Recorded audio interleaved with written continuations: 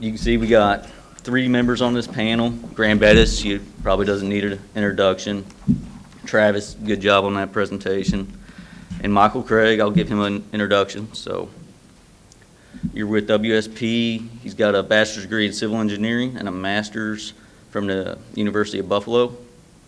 Professional engineer in many states. Spent the last 23 years focusing on in-service bridges. He has experience inspecting, testing, load rating, preserving, and repairing structures. Hello all, good afternoon. It's really quite interesting. My slides and Travis's slides are similar in nature. Seems like maybe we had the same experiences. When I started looking at this, I saw a different three-legged stool.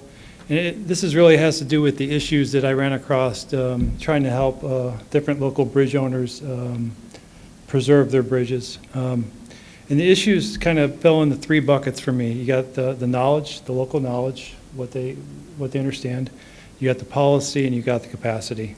So I'm going to go through those really quick. Yeah, it's really interesting. Sometimes bridge owners don't know they own bridges. Sometimes they don't know how many bridges they own. Sometimes they don't know they need to preserve or even maintain these bridges. They just put them out there, and they think that they're going to last forever, just like that. And this comes back to what Travis was saying, education. Education is key. That can come from the consultants or it can come from DOT, but we need to educate the local owners. Policy issues. This one's a big one for me. Bridge inspections is, some DOTs, they handle the bridge inspection for the local municipalities. And then at the end of the cycle, they walk in, they turn in the bridge inspections, and the local municipalities say, thank you very much, and they take them, and they stick them in a drawer, right? And they're done. They've got 2 more years, and they get another report. It matters if you can convince the local municipalities, and now, I'm biased because I'm a consultant, but if you can convince them to work with the consultant to handle that, internally for them, then they get more invested in the process. And that consultant can spend more time with them, sit down with them and explain, and prioritize their issues for them. This is a big one for me. Local municipalities, if they know one thing about the bridge program, it's that they get an 80% match when their bridges are in poor condition, right? And that's really what guides them. It's like, well, I don't know if I should be putting money into the bridges to preserve them because a lot of times it's difficult to find that preservation funding to support that from FHWA or from the DOTs. But they all know they get to 80% when it fails. So it's kind of like, are we providing the wrong signal to them, or are we proactively letting them know that there is funding for preservation or assistance, or like what they're doing in California was a fantastic idea, where they can get that that 20% matching funds towards another project. That would be fantastic if we could see something like that a little wider. The capacity of the staff. When they get the reports, they have to review them, they have to understand the issues, then they have to prioritize their repairs, and they also have to be thinking about preservation. A lot of times, the local bridge owners just don't have that capacity. Yeah, repair preservation. Another big one, I don't know if this is even on the slide, but is the construction inspection, right? For preservation and repair of these bridges, the local municipalities, they don't understand, a lot of them don't understand that there's special construction inspection challenges on repairs, and that you need people that are really qualified in order for that to be a successful repair or preservation. So again, it's education, it's encouraging them to do that. This is what I've done in the past with a couple large municipalities. It's first is how do you get them thinking about it? I just want to introduce a few best practices, Everyone here knows you got to keep your joints clean and maintain your joints. If you're not doing that, you might as well stop doing it. That's your first priority. Let's take care of that. And then the ends of the steel girders. I mean, I'm saying the same thing I think 6 other people said today or yesterday. You got to keep those things painted and in good condition. I mean, these are the priorities, right? And then you start thinking about whenever you're getting access to the top of the caps, whether you're painting the steel or if you're doing some type of repairs on the substructure, let's go ahead and epoxy seal those tops of those caps so that we can try to prevent the chloride contamination from getting in there and destroying that. So this is just like some basic best practices. And these I can justify to all the municipalities, and they seem to get this piece, right? They say, okay, these are good. I don't need any more cost analysis on this. I understand that this makes sense. But then when you go to like deck preservation, that's where you kind of have to have that next level of understanding. And you have to really present that cost analysis so that they understand, yeah, putting the silane ceiling is gonna help preserve this deck. But you have to go through those steps. You have to maybe, take some chloride samples. You have to look at your crack sizes. And that's where the consultant really needs to come in and help them. If you do that preservation plan and you can then help them justify that cost, do that life cycle cost analysis so that they can have that ammunition along with the budget so that they can say, go up the ladder within their organization and justify those costs, then they have a fighting chance to get the budget. A lot of times the guys we're talking to, they get it at the local level, but they have to have that ammunition to go up to their boss or to their manager and say, listen, I need this money for preservation. This is what it's going to help us with. This is how it's going to save us cost. I think that's it. Thanks. Good points. Graham, did you have anything you wanted to touch on?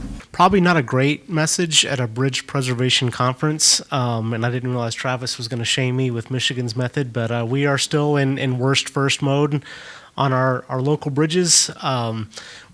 Frankly, we're still trying to kind of pull ourselves out of that on our on-system bridges. Texas has been uber focused on reducing our percentage of poor condition since the early 2000s, and we've been successful in that. But we're really recognizing now that by focusing almost all of our energy and funding in that, it had a real detrimental effect elsewhere. So our on-system, we are actively trying to get out of that worst first.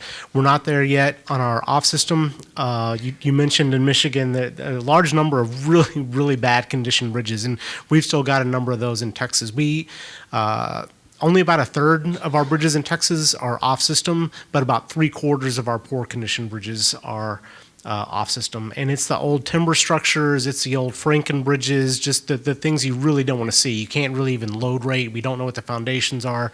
And so we really are trying to focus on getting those replaced. And then hopefully we're close enough now that I think that we can start thinking about preservation. But our efforts have been largely focused on the money, and Michael talked about the 80-20. Back in 1995, the legislature and the TxDot Commission allowed for us to start covering half of the local government's 20%. And so it went from 80-20 to 80-10-10.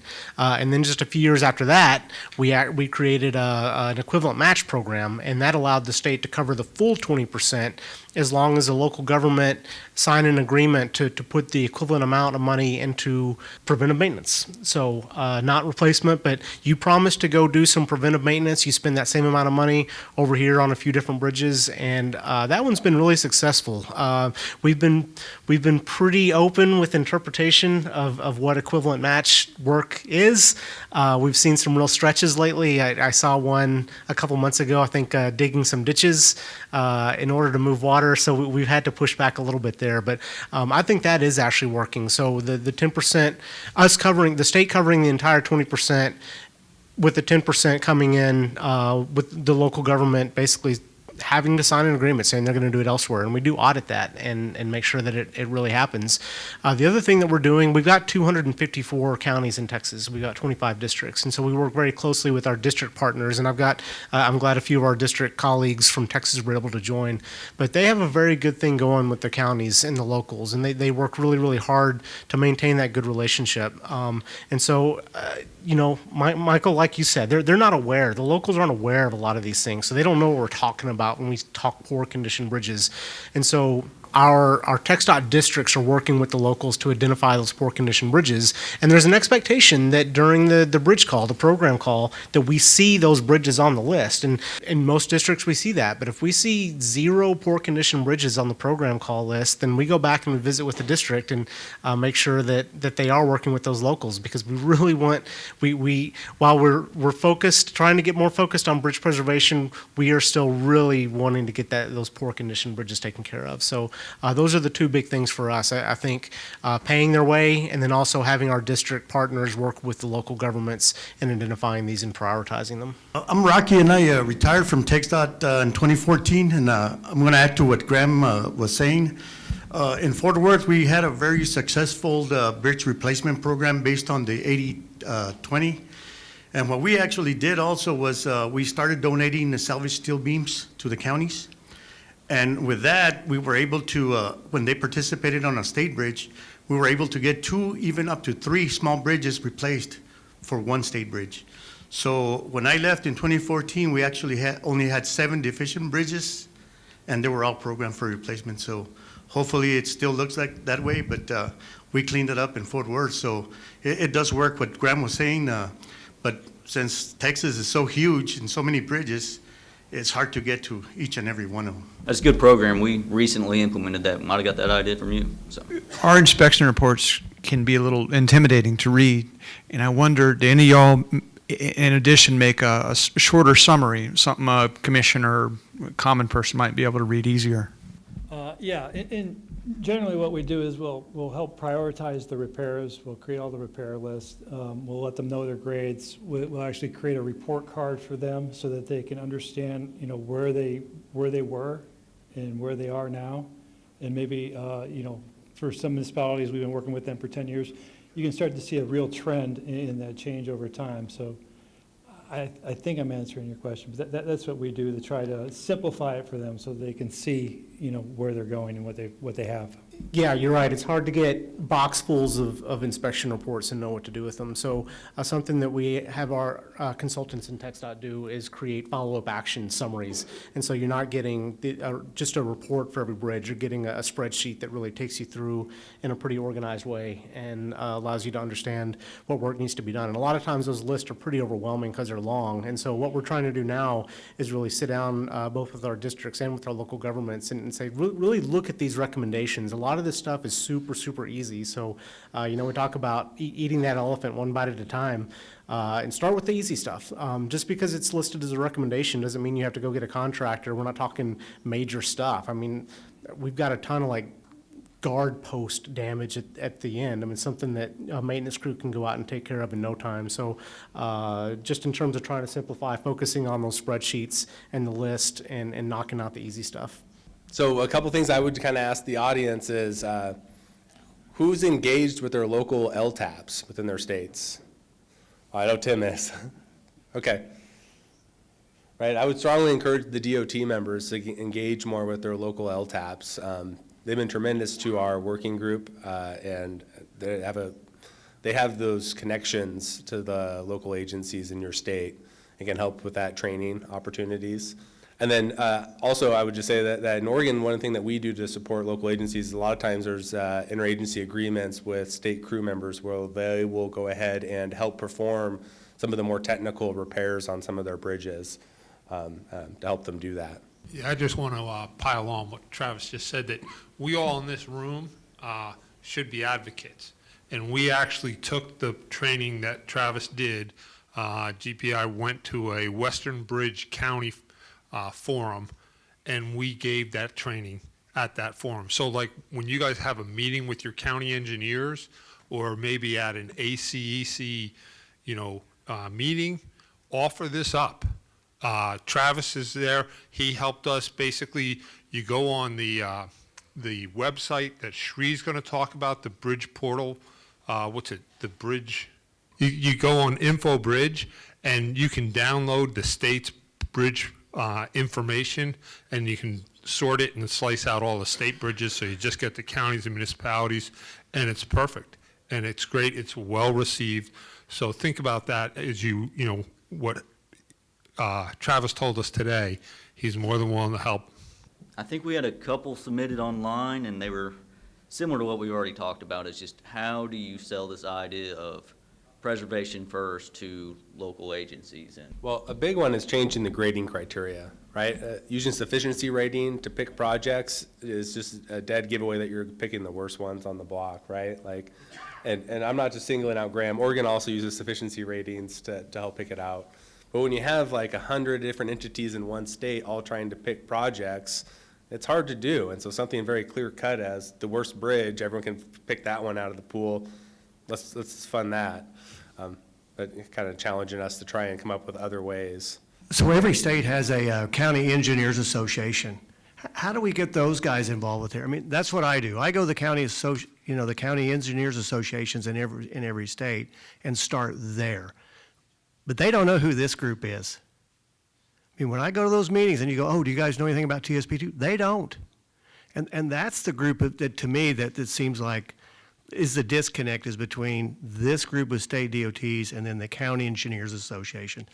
And I don't know how it is in Texas or Oregon or wherever, how you guys deal with those County Engineers Associations, but that's a big group of guys in the state that you just saw how many bridges they're in charge of. So what does that outreach look like? There is some outreach to that. So I can say in Oregon, we did just give this introduction to bridge preservation training. We coordinated with APWA and OASIS, which is, I think, Oregon's version of NACE that you referenced. But yeah, there's a lot of other entities that are out there that are working on some of this. And I do think that there's a place for the TSP2 to engage with it. I did hear that at one point we did actually have a booth at some of these other events that was specifically to advertise for TSP2, but I don't know if that's still a thing. Well, we actually just started doing that, and then, of course, COVID came along. So I think that's an element of the program that we'll be thinking a little bit harder as we open up and more people start having their regular annual meetings. So it's a good idea, Tim.